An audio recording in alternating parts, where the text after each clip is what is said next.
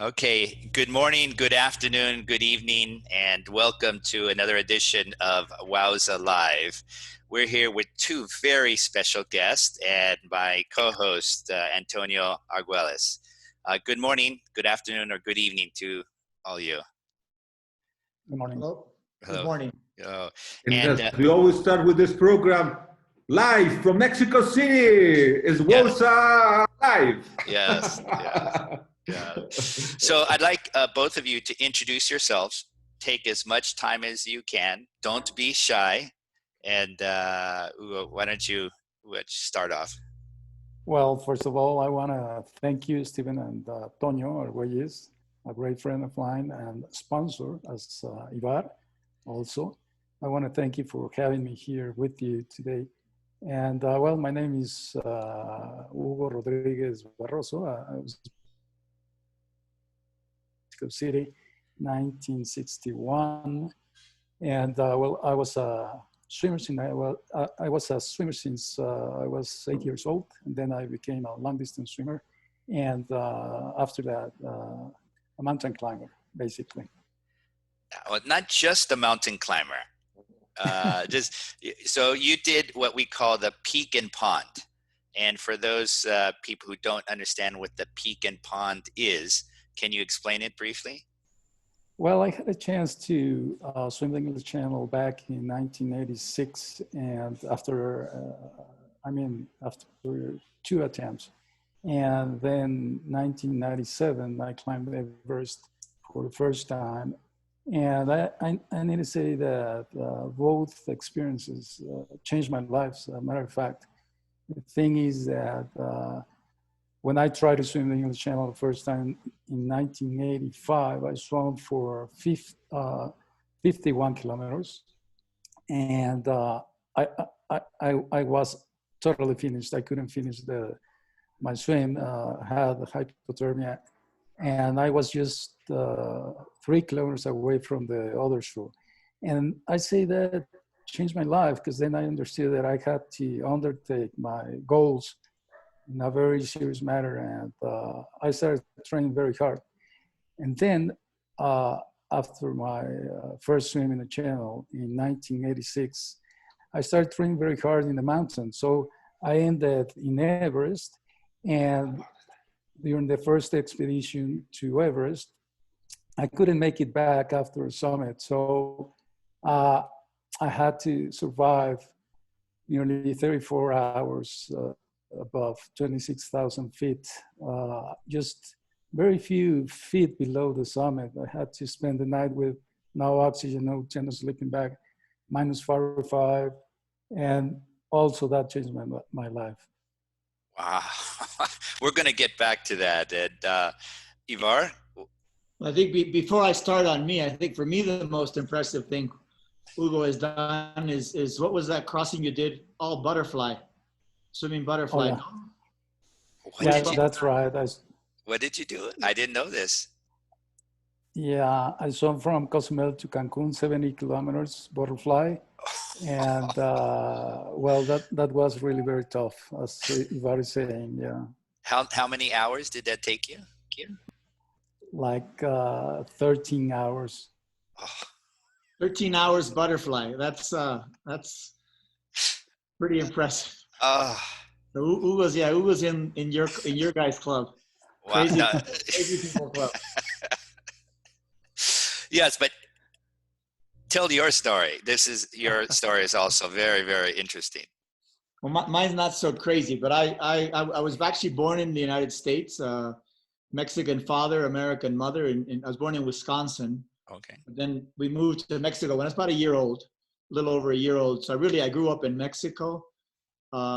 Started swimming at about 10. I'm like Toño. I'm one of the children of the Mexico Olympics, so to speak. One of those people that saw the Olympics in our own country and said, I want to be an Olympian.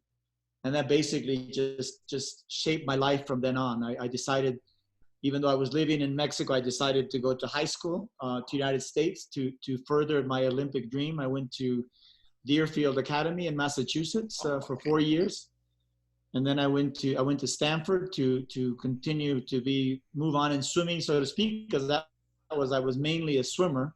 But thanks to going to the States in high school, you have to do 3 sports. And so I was always decent at running. So I started running cross country and track and field in high school. And my second year at Stanford, and Toño knows what it feels like to be in a pool where you've got Olympic champions and world record holders in your lane next to you and ahead of you. And it's overwhelming. And in the preseason, one of the Stanford swimmers, we were out running and way ahead of everybody else. And he says, "You should try modern pentathlon."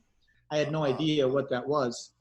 And it turns out that there was this Olympic sport for athletes that are a little more, have a more variety of skills, basically for good runner swimmers that can then pick up the other sports. And that's where my second year at Stanford, I learned to fence and to ride a horse and to shoot. And I went on to go to 3 Olympic Games in modern pentathlon. And also competed in triathlon, a professional triathlete for 2 years in the 80s when it was starting. And then I retired after my 3rd Olympics, and I've just done a bunch of jobs. Also, I've been sports minister in Mexico for 6 years. I was president of a football club, Chivas, which is a very popular football club here in Mexico, and which Toño loves. And then I organized the Pan American Games in Guadalajara in 2011. That was a really great experience. And I'm currently the Secretary General of Pan Am Sports, which is the Pan American Sports Organization that organizes the Pan American Games and has the 41 Olympic committees grouped together in the Americas. And so we have a very busy days these past few weeks with the Olympics and the postponement of the Olympic Games and all that. It's been a challenging time currently for everybody. Yes. I mean, first of all, a challenging time just balancing all the different sports. I mean, that's got to be just pressure, stressful every single day. And I'm gonna, the reason I'm speaking to the wrong group in this, but the reason I switched to pentathlon, I was at Stanford, and originally the coach was Jim Goran, who's a very renowned and well-known coach in the 60s, 70s at Stanford.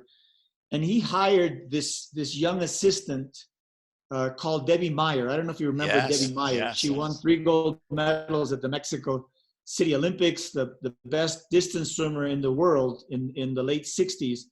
And she came on as his assistant coach, and our mileage doubled. So we were going maybe 6,000-7,000 yards a day.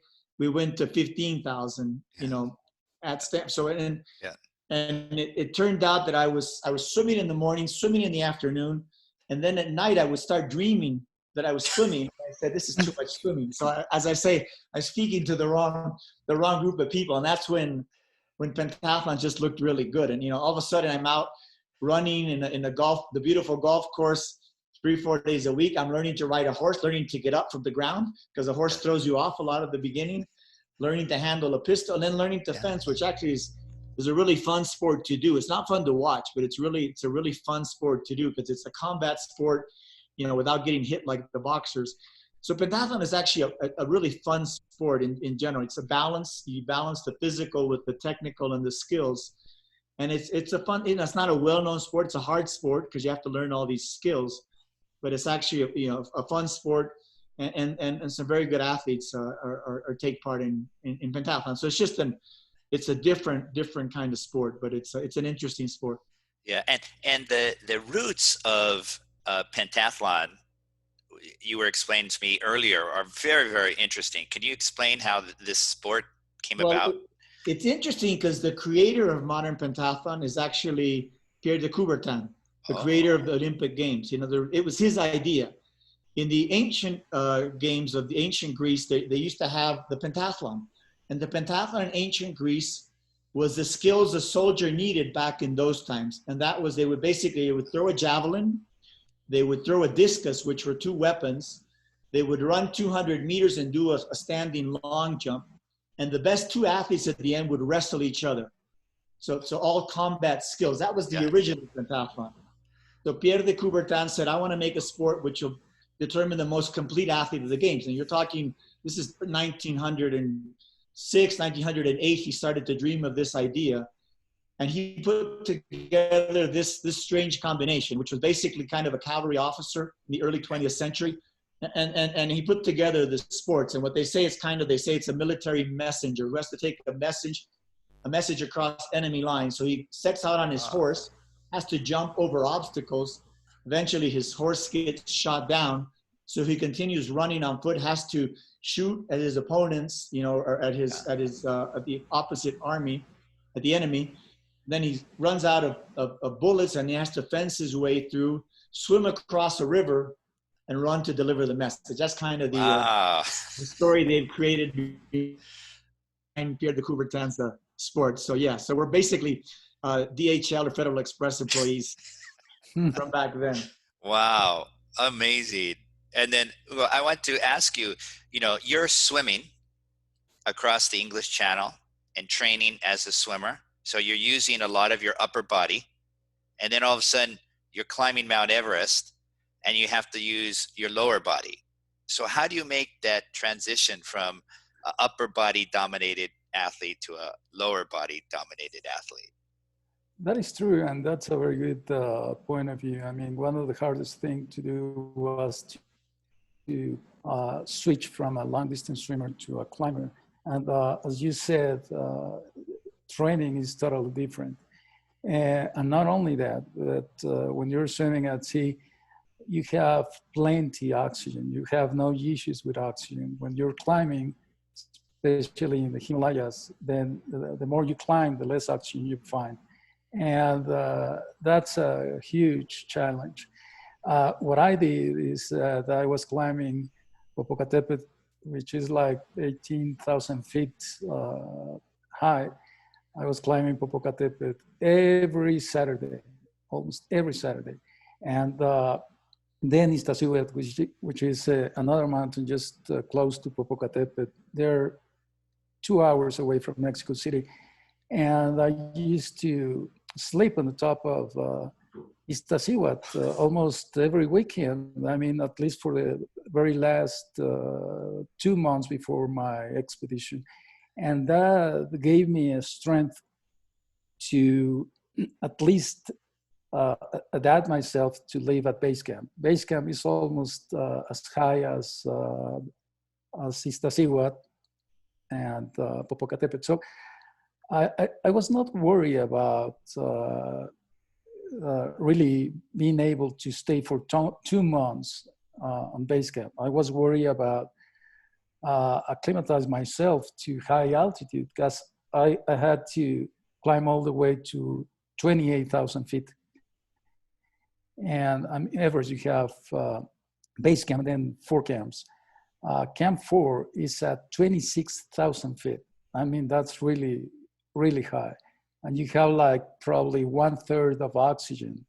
So I would say that's a great challenge as a long distance swimmer, as a swimmer, but also I think that being a swimmer gives you so much advantage because as we all agree, I'm pretty sure, I mean, because Tonio and me and Ivar, we have talked about this. When you're a swimmer, you need to train very hard. I mean, you swim like a lot. I mean, sometimes you have to swim 20 kilometers a day, and that gives you an outstanding strength. So when you're climbing, you're not going to be worried about your strength, your physical condition, because you have it there, and you have it there from years back.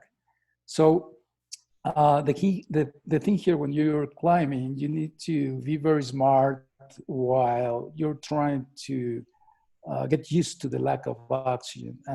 And that's, let's say, kind of not so difficult if you're just taking easy. If you climb to camp 1, then you get back to base camp, you take a rest for 3. days, 4 days, then you go camp 2. And if you're doing this process in a smart way, I think that you're ready to go all the way to the summit. Wow. Wow. And then Ivar, you and all of us here, we start out as swimmers.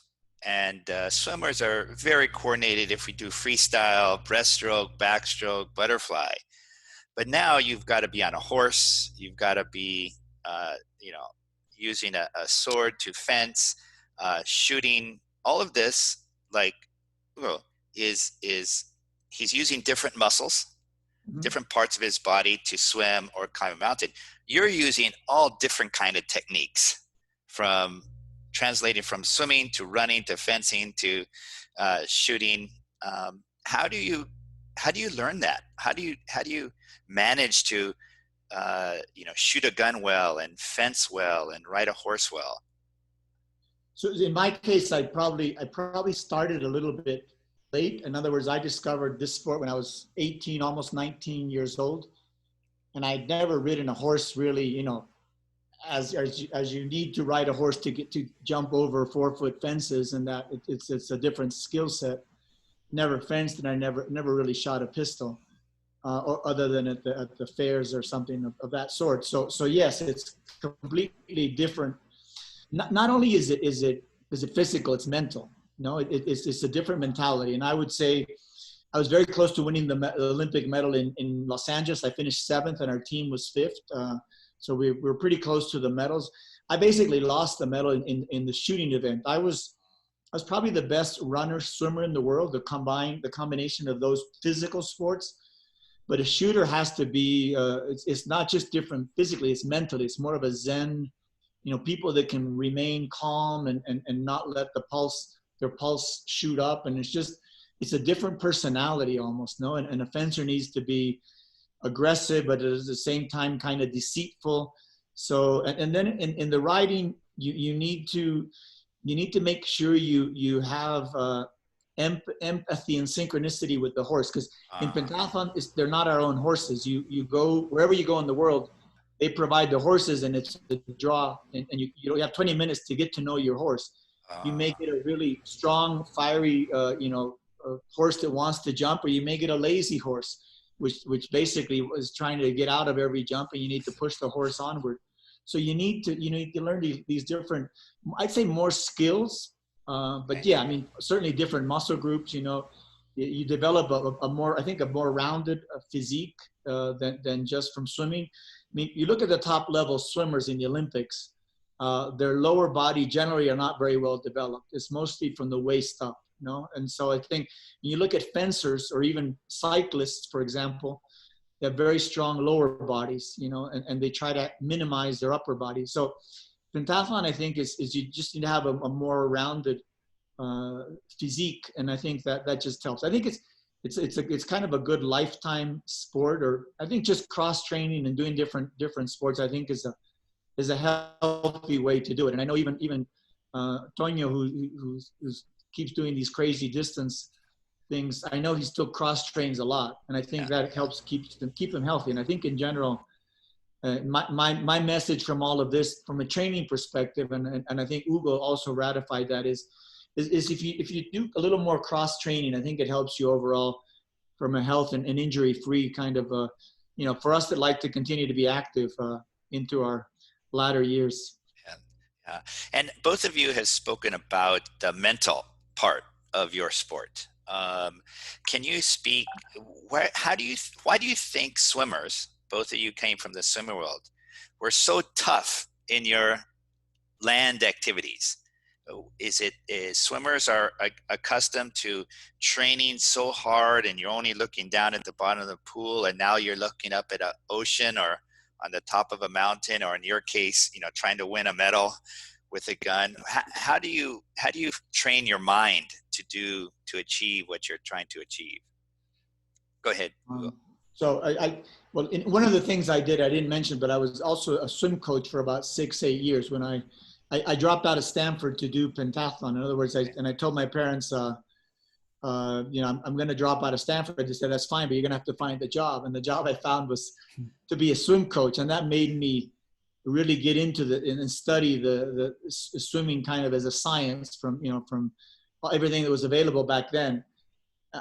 I think swimmers are one of the most disciplined athletes in the world. And I saw this from kids that were 7 or 8 years old all the way up to older swimmers.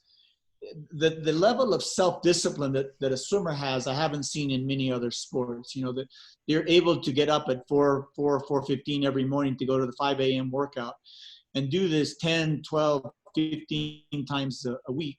And the level of punishment and pain you have to endure to be a successful swimmer, I think it's just, and as you said, the monotony a little bit. And, you talk to some really good athletes from other sports and they say, I don't know how a swimmer does it. I couldn't do that, to just be in the same doing the same activity. So I think it makes you mentally very strong. When the coach says we're going to go 10 times 1,000, or we're going to do 100 hundreds, which Antonio loves to do that seriously.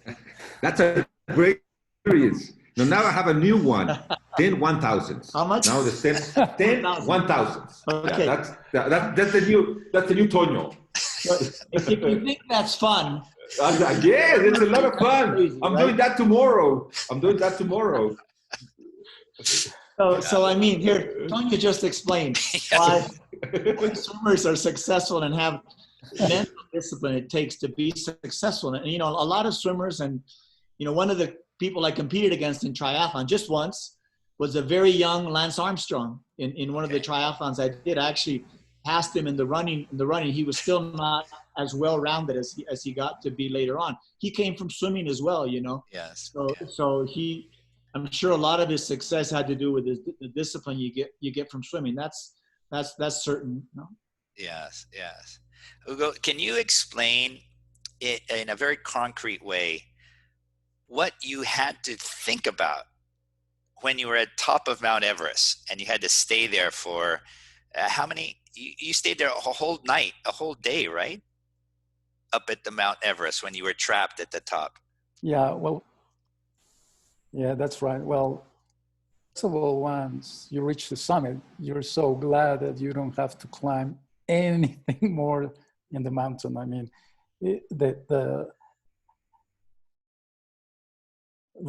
you get very happy, and just the feeling of being on top of Everest, the top of the world, is amazing. The fact is that you cannot stay in the summit for more than, let's say, half an hour. So what happened back in 1997 is that when I was climbing to Camp 4, and once at Camp 4, I had this flu and I had fever, and then I was kind of weak. So I had decided if I should climb all the way up to the summit, or I just had to turn around and get back to base camp. But I mean, I have tried 2 years to go to Everest to join this expedition. And I decided to try to go out and to push for summit. So when I made it to summit, I was very tired. Once I was heading back and right the Hillary step, I suddenly lost my energy. I just couldn't move. I fall down and I just couldn't stand up. There was still a Sherpa with me. We were the only two people on the mountain, around the summit. And then I explained to him that I just couldn't go down, that he had to go down, otherwise we both would die. And he understood that, so he went back to base camp. But I didn't have any energy to try my descent, so I had to stay there. And not minding that you never sleep at such altitude. I just fall asleep, and I slept for like probably 2 hours. When it was 5:30 p.m., I woke up, and then I realized I was in trouble because I was right there at Hillary Step with no energy, and there was a storm coming, heading to the point where I was. And I understood that I had to go down at least for 100 feet, or if possible, a little bit more than that. So I found my way to stand up, and then I had to climb up South Summit, and I had no energy. I mean, South Summit is not really very high, but I didn't have any energy. And God helped me on my mountain, and as a swimmer, and I managed to climb up to South Summit, and then I just had to try to reach like 8,600 meters, where I thought that I was going to be more protected from the storm.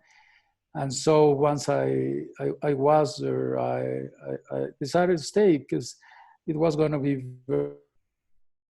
no storm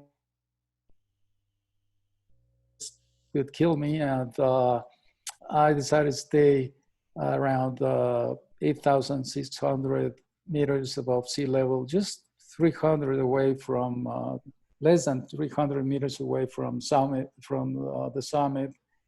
And I stayed there all night long until 5 a.m. in the morning with no oxygen, no sleeping bag, no tent. And the reason I think I'm still here is because God gave me an opportunity, and my mountain gave me a chance. I found myself able to be part of the mountain. I think that helped me a lot. And then I managed to go down to Camp 4 the day after, and I arrived to Camp 4 around 9 morning.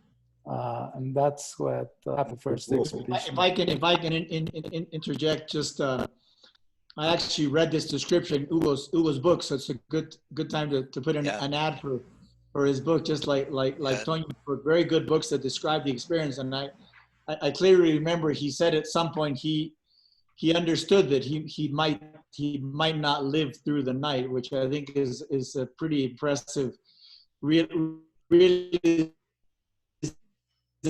that you realize that you may, that you could have die, and you basically put yourself, I guess, in God's hands, or in destiny and fate, whatever's going to happen. But I think that's a pretty strong realization at that moment. Right. And the other thing, Hugo, that I guess you didn't mention is the fact that when you decide to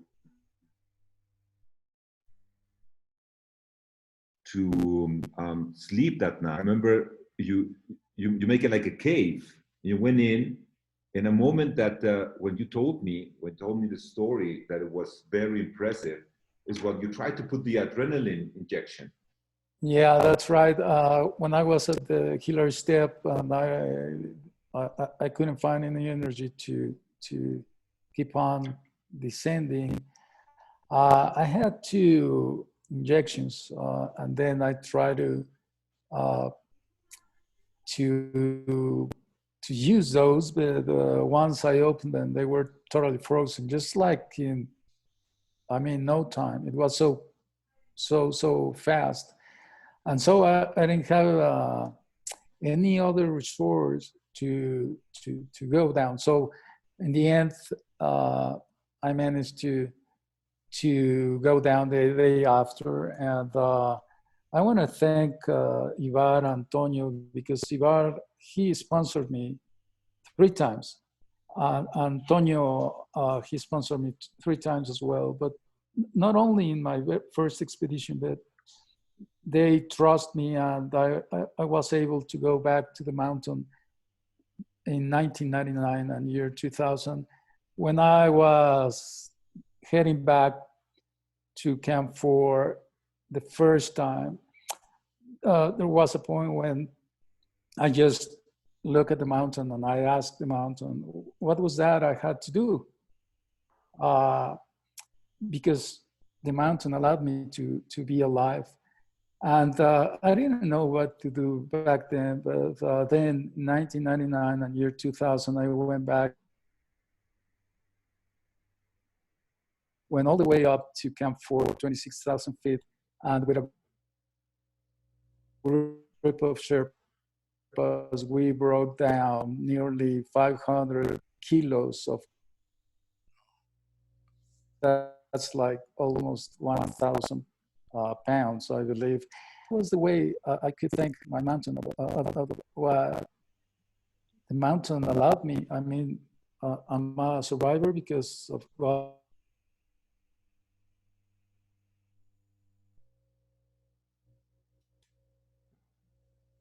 These two guys, I'm thankful with them. And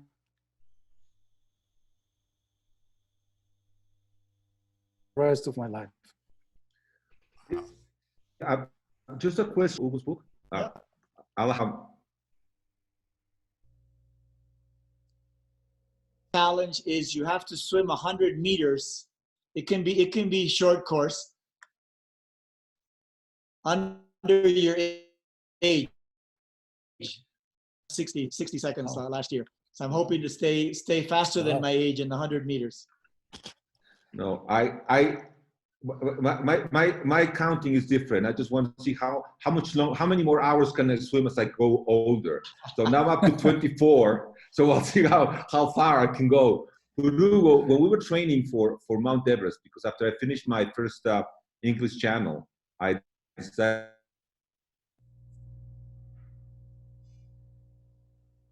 I personally enjoyed when you and I were up in the mountain is how well you knew the mountain. And I remember suddenly, we're on top of on Ixtlacihuatl, and suddenly we're covered by we have all these clouds coming down on us. And I'd ask you, how are we going to find our way down? And you said, look, I'll show you. And then you lower yourself to the floor and say, look, if we lower ourselves to the floor, we'll find our way. And I remember that as one of the greatest experiences, because I was so afraid that.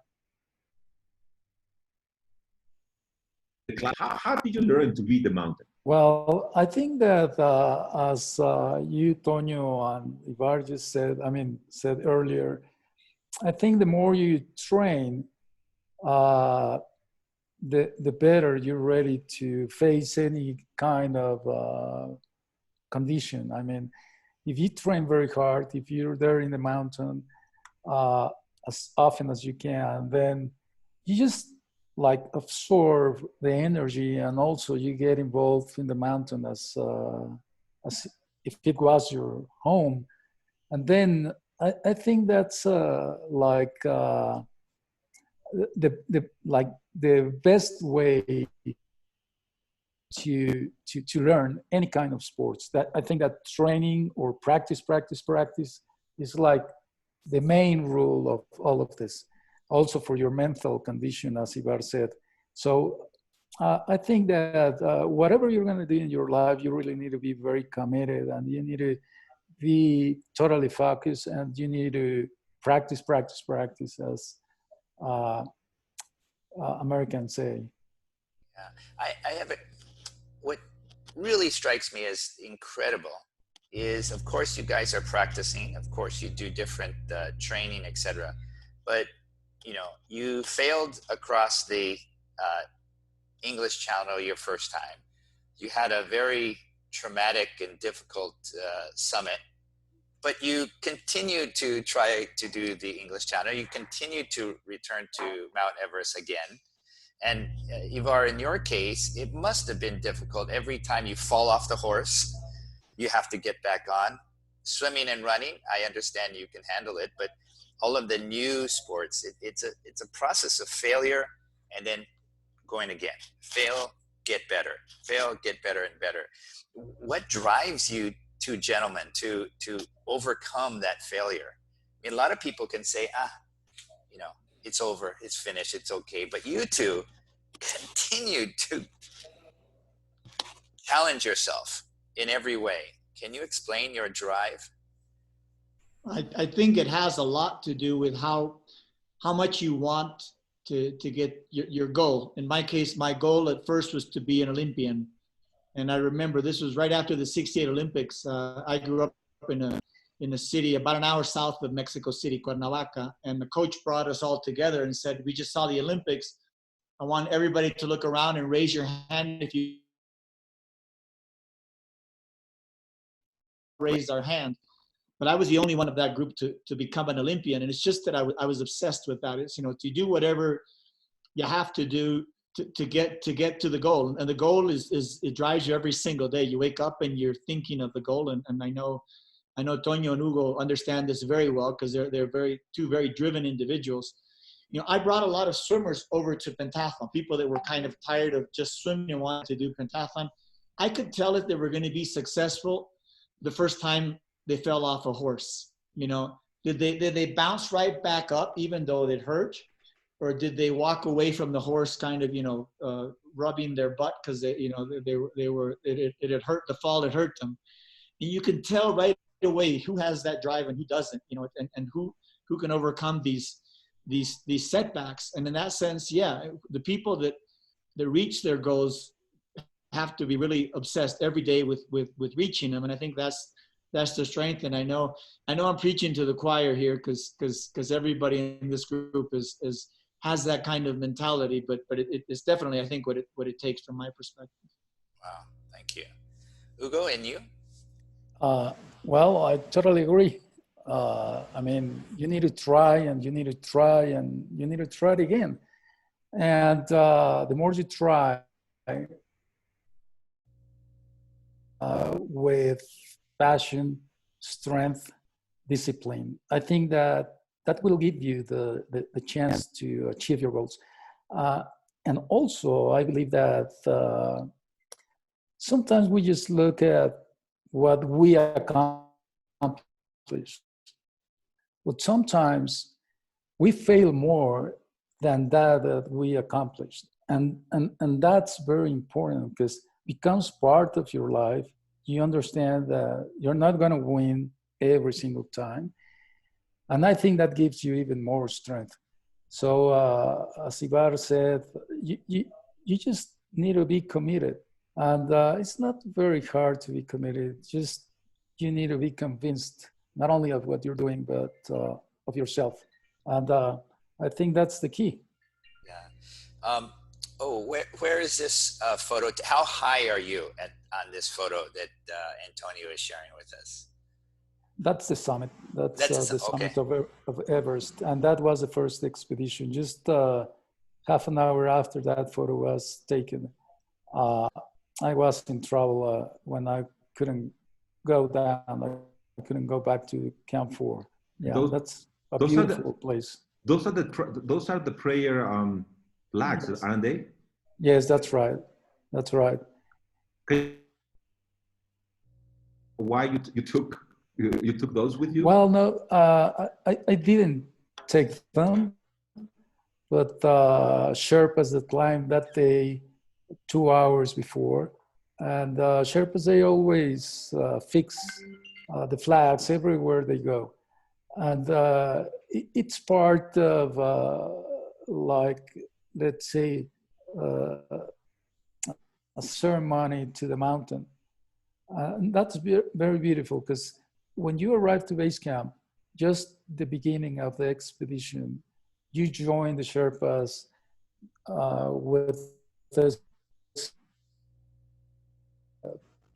Tibetan ceremony, and you fix the praying flags at base camp, then Camp 2, and well, also on the summit of Everest. I want to shift a little bit to what you gentlemen, including you, Antonio, would advise the young athletes. So we have this unfortunate coronavirus around the world. And Ivar, you know very well the impact of delaying Olympics 1 year. So all of these athletes are focused on going to Tokyo and representing themselves and their country. And all of a sudden, it's 1 year in the future. I'd like to hear from all three of you. What advice would you give those young athletes? You know, if you were their coach and you put your arm around them, what would you whisper in their ear? What would you advise them to do? Go ahead, any one of you. So this has been a big issue with the Olympic athletes or Olympic hopefuls from all over the continent this year. We've actually had a lot of videos, and we've organized a series of through the Pan Am Sports channel. We have talks with experts, and the first two we had, because those were the ones that were most requested, was for the mental and the mental health side, with two experts, one from Spain for the Spanish speakers, and then an American for the English speakers. And they both really spoke about that. One, we have to first accept what you can't change, and we can't change this. There's things beyond our control, and we need to accept that first. And basically look at the things that we can control and try to focus on the things that are under our control, which is the kind of training that we can do in our current situation. In the case of the Olympic athletes, also understanding that everything is moved back a year, that there's no reason to overstress because of that. But I think the main message that I got from both of these experts in the field of mental training was that you really need to focus on the things you can control, and really make everything from the perspective of your own initiative, what things that you can do, really focus on that. Otherwise, everything else is just it's kind of a useless exercise in worrying and giving yourself stress you don't need. So we all hope this is a temporary situation, something which will be over in hopefully 3 or 4 months at the most. And so basically we need to make the most of this time. And a lot of the advice also was, it's a good chance to refresh, maybe to read some books you haven't read, to learn something you've been wanting to learn, to use this time to do something productive that will help you be a better person, be a better swimmer, be a better whatever it is you're trying to be after this is over. Is there a website where people, swimmers and other athletes, can listen to these two talks, one in Spanish, one in English? Yes, there is. It's our normal website. You can go from there to the channel. It's Pan Am Sports, panamsports.org, Okay. .org, or panamsportschannel.org. And these talks are there for Spanish and English speakers, and they can look at them even though they were held last week. Okay, thank you very much. Well, Stephen, I'm not an Olympic, and I was never an Olympic athlete, as you all know, but I was training for my double crossing of the English Channel. And I guess obviously I'm not in the same spot as the young Olympian hopefuls, but I have dealt, and this is what my suggestion I would give to one of these athletes is, don't despair, because as Ivar says, there's nothing you can do about it. In terms of the Olympics, at least you have a new date, and that's June of next year. In the case of the channel, we don't know what's going to happen. I talked to Mike Oram, and he doesn't know what's going to happen. But I think that this idea that you just have to live with it and understand that there's nothing you can do to change it. It's a great advice. And then the second one I would give is keep going. Life is always full of surprises, and if you cannot adapt to different circumstances, you will never be able to survive. And this is a moment that I think a lot of the athletes, it's going to be a big shift. Those who can adapt and say, look, I will take this time to do different things, mental training, read books, do something different, and deal with it. And they're the ones who are going to feel the weight of the change and won't be able to overcome it. Yeah, thank you. And Hugo, you? Oh yeah, thank you. Well, what I would say is that every single day that you have trained counts, and counts a lot.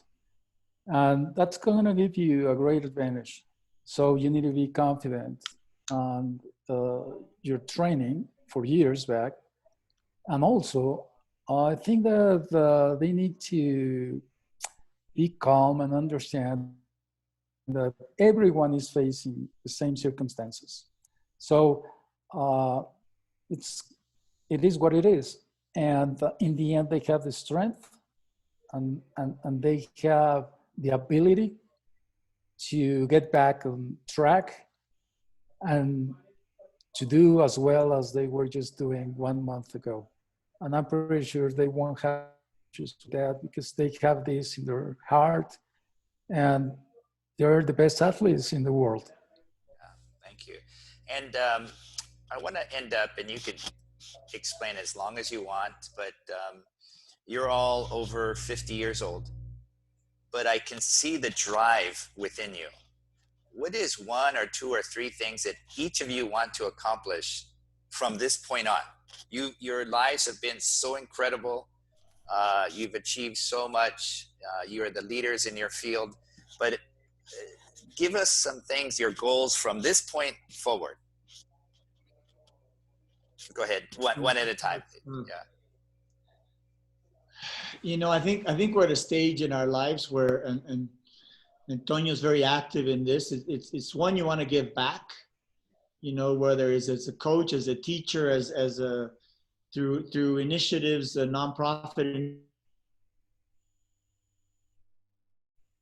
or even business ventures. But you want to give back. You want to try to and teach other people and give back because it's only, I think it's only fair, you know, when you're at this stage in your life that you're able to help others along, and I think this is something that's good. But the other thing that I found, and I think everybody needs to understand their own true self, is I enjoy competing, and I'm probably going to enjoy competing till I'm 90 or whatever my limit is. I just that I'm very competitive. I know. Just now. Understands this. And just now. So I'm gonna continue swimming masters and doing masters triathlon, and you know, trying to beat people 10 or 20 years younger than me. It's just the way I am, you know. And I think we need to accept who we are, especially this late in life. Can't really change it, and you know, and it's just something I enjoy. And that means, of course, that means trying to stay healthy, trying to eat well, trying to train, you know, wisely, as opposed to just going hard all the time. It's just, you know, interesting. I train at 1 hour, 1.5 hours a day. That's all I train. So I consider myself a high-level athlete still. So I'm still kind of training with the same intensity, because that's who I am. You know, you have to learn to accept who you are, enjoy it. And the other part is you know, and it's especially hard right now, but you know, stay in touch with your friends, I think, and with your families. Just, you know, keep that social connection, I think, is also one of the biggest things that you can do to have a good quality of life at this stage of our lives. You know, I will give the word, you know, the microphone to Hugo so he can make his comment. But just to understand, Stephen, in our audience, how competitive Ivar is. I mean, we've been friends for many, many years, and I'm the godfather of his son, who's the goalie for the LA soccer team. So I get a message from him that said, "You won't believe my workout."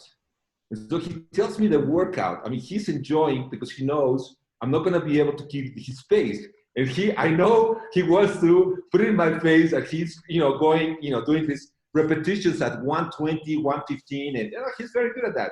So my response is, I'll see you next week at 15, 16 degrees water, and we're going to swim for 5 hours. So I have to level with him, because otherwise I will feel trash all the time. So that's how competitive, and you know, and we're both over 60. So that gives you an example. Hugo, what do you want to accomplish? Well, thank you very much.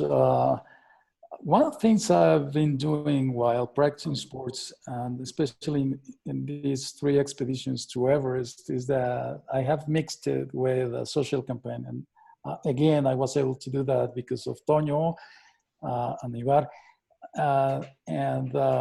Thanks to them, I was doing an environmental expedition in year 2000, and I still want to do more of this. As a matter of fact, right now, I'm in a project. I have a foundation, and I just created last year an index to measure the impact of anybody in the planet, any person, not minding race or gender or anything, to understand what's the impact each of us provoke to Earth. I call it Hugo Index, not because of my name, it means Habitat Undoing and Greenhouse Emissions Outrage Index.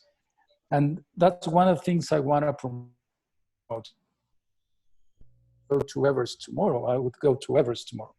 But that's not easy. I mean, of course, not Everest is closed this year. What I mean, if I had a chance to go next year or year after, what I'm planning to do in 23 years' time is to become the oldest guy to climb Everest. So wow. I still have a little time to train. How old will you be at that time? I was. In 23 years. I'm 59 now. I mean, last week it was my birthday. I have like 22, 23 years to get ready for my expedition to Everest, to be the oldest guy to climb all the way up to the summit. So the guy who's the oldest is 81 years old. So I need to be 82. Steve, I think you're talking to 360-year-olds that think they're 40. They think they're 40 still. Yeah, well, I interviewed another man. He was 60 years old, and I asked him, how old is he? And he says, I'm 29.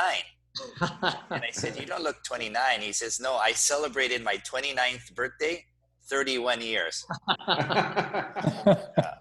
But this has been, I could sit here and listen to you gentlemen for hours and hours and hours. But I'm glad, Antonio, you put up Hugo's book. I'm going to order it on Amazon today. I'm going to listen to the talks that the Spanish speaking and the English speaking American, psychologists or whomever gave to your athletes. This is wonderful. And Antonio, I have your book on my reading list. So all three of you are going to keep us motivated for a long, long time. And I thank you very, very much for your time. Antonio, do you have any last? Yes. Well, I would like to thank Hugo and Ivar that they accepted our invitation, Stephen. And just for our audience, next week we're going to have